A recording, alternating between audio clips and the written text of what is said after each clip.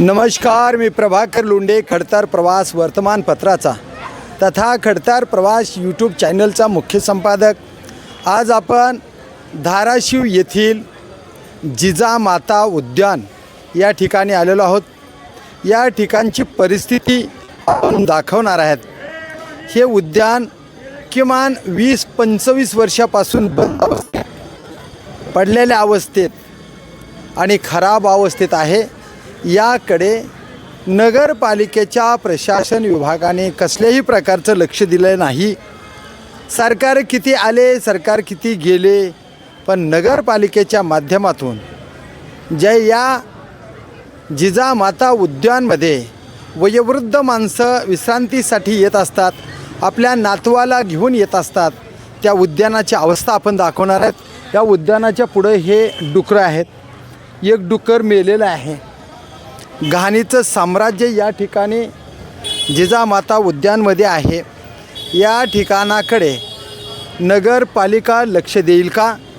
आता नवीन सरकार आले, भाजपाचं सरकार आहे। या ठिकाणी नेहा काकडे या नगराध्यक्ष आहेत आणि राणा जगदीशसिंह पाटील हे तुळजापूरचे आमदार तथा धाराशिव जिल्ह्याचे भाजपाचे नेते आहेत।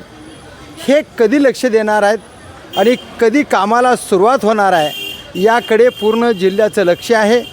हे नुकतंच सरकार स्थापन झाले, लोकांच्या अपेक्षा वाढलेल्या आहेत। बघूया कामाला सुरुवात कुठून होते ते। आपण उद्यान दाखवूया।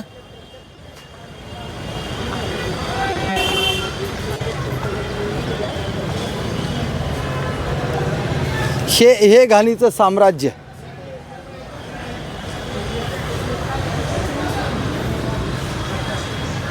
या ठिकाणी पूर्ण एंट्रोल उघड्यावर होत आहे आणि या झाडवणीमध्ये झाडे आहे, झाडी, या झाडीच्या आडुशानं त्या लोकांचं संडास या ठिकाणी होत आहे। पूर्ण जिजामाता उद्यानमध्ये ही परिस्थिती आहे। या पुढे या।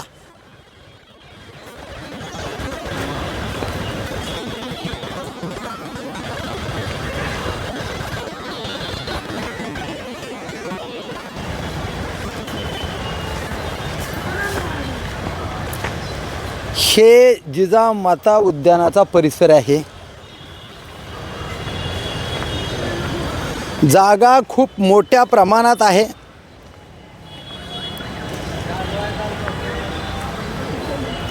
या ठिकाणी फार मोठ्या प्रमाणामध्ये जागा आहे, पण या जागेवर कसल्याही प्रकारची सुविधा नाही। हे लहान लहान लेकराला खेळण्यासाठी हे पार्ट बसवले, त्याला कोणता अवयव म्हणतात काय माहीत नाही, पण लेकरं खेळतात या ठिकाणी।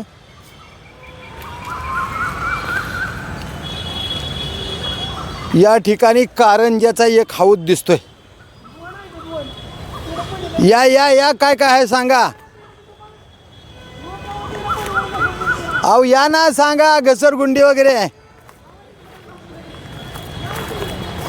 हे कारंज्याचं ठिकाण आहे।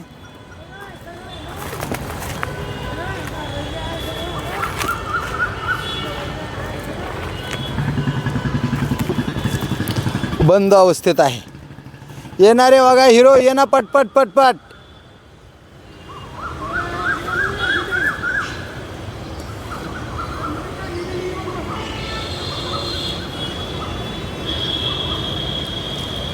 हे इतिहास जमा झालेला आहे। कारंजाची विहीर, हे कारंजा माझ्या अंदाजाप्रमाणे 1988, 85, 88, 2000 सालापर्यंत या कारंजा चालू होत्या। आता सगळं बंद अवस्थेमध्ये आहे।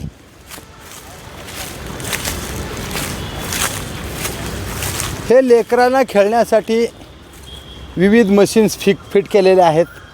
ये पटपट पटपट या पुढं पुढं।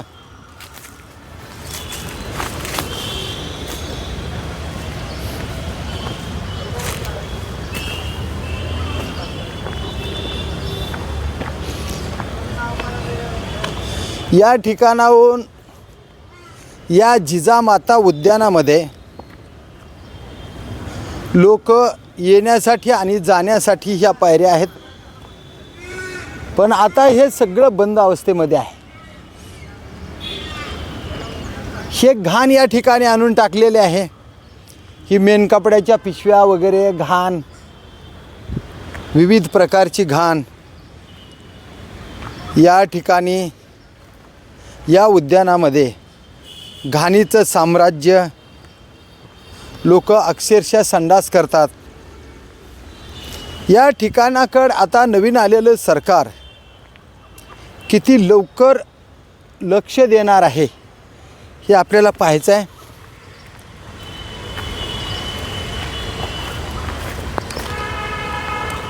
या ठिकाणी सुद्धा एक कारंजा हे मधल्या मशीन मोडकळीस आलेले आहेत.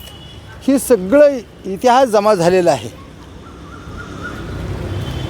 इथे कारंजा होत्या, ते कारंजासुद्धा बंद पडलेले आहेत. नगरपालिकेचा त्यावेळेसचा उपक्रम बघा, हे किमान 1985 म्हणजे 40 वर्षापूर्वीचा हे उद्यान अत्यंत चांगल्या अवस्थेत होतं. आता सगळं खराब झालेलं आहे.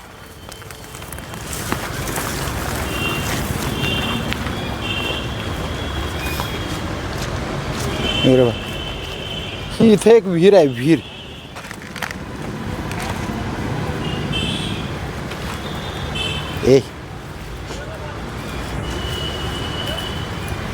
ही विहीर आहे. पाणी अत्यंत चांगल्या पद्धतीनं आहे, पण या विहिरीची डागडुजी नाही, स्वच्छता नाही. नगरपालिका या विहिरीकडे लक्ष देत नाही. खरं म्हणलं तर या विहिरीचं पाणी एकदम चांगल्या पद्धतीनं आहे, स्वच्छ पाणी आहे. विहीर बघा ही किती सुंदर आहे.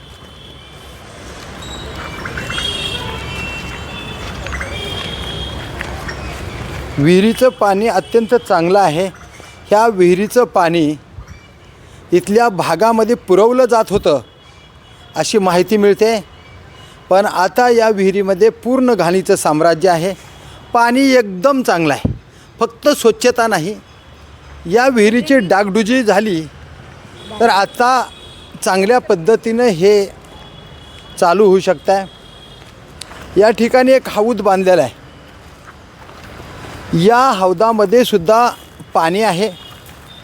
चांगल्या पद्धतीनं हे हौद बांधलेलं आहे. आता कशासाठी बांधला आहे, काय नियोजन आहे हे माहीत नाही, पण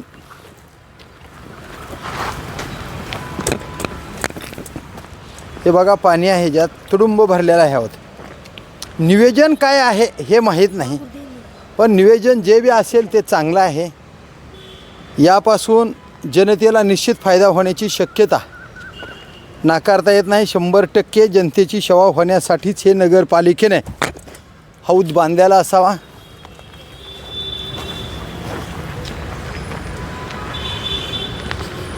हे पूर्वीचं नगरपालिकेनं लहान लहान मुलाला खेळवण्यासाठी किंवा तरुण मुलांना व्यायाम करण्यासाठी हे बांधलेलं आहे. पण या पूर्ण उद्यानाकडे मोठ्या प्रमाणामध्ये जागा आहे. या जागेचा फायदा नगरपालिका वयोवृद्ध माणसांसाठी घेईल का? वयोवृद्ध माणसांना, नातवांना घेऊन या ठिकाणी येण्यासाठी हे सगळे खेळणे आहेत. लहान लहान मुलाला खेळण्यासाठी हे सगळ्या मशीन आहेत. जुन्या मशीन आहेत चांगल्या पद्धतीनं. हे बघा, त्या काळच्या मशीन अजूनसुद्धा मजबूत आहेत. हे सगळ्या मशीन्स अत्यंत चांगल्या अवस्थेमध्ये आहेत. आणि हे बघा, इथे एक मशीन आहे. जवळजवळ प्रत्येक मशीन चांगल्या क्वालिटीची आहे. बघा, लहान मुलांना या शिड्यावरून बसण्यासाठी, पळण्यासाठी, खेळण्यासाठी, उड्या मारण्यासाठी हे चांगली मशीन आहे. हे अशा मशीन्स या जिजामाता उद्यानामध्ये आहेत.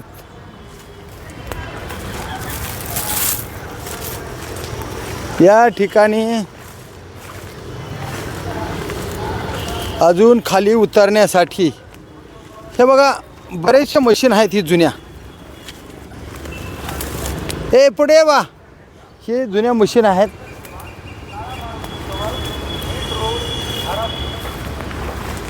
इथे एक बोर आहे, बोर. हे बोर चालू अवस्थेमध्ये आहे. फक्त या बोरच्या पाण्याचा वापर तात्काळ करणं गरजेचं आहे.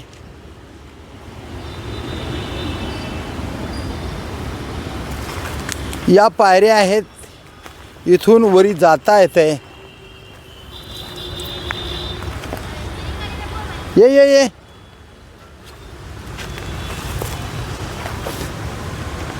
ही पूर्ण पडझड झालेली आहे.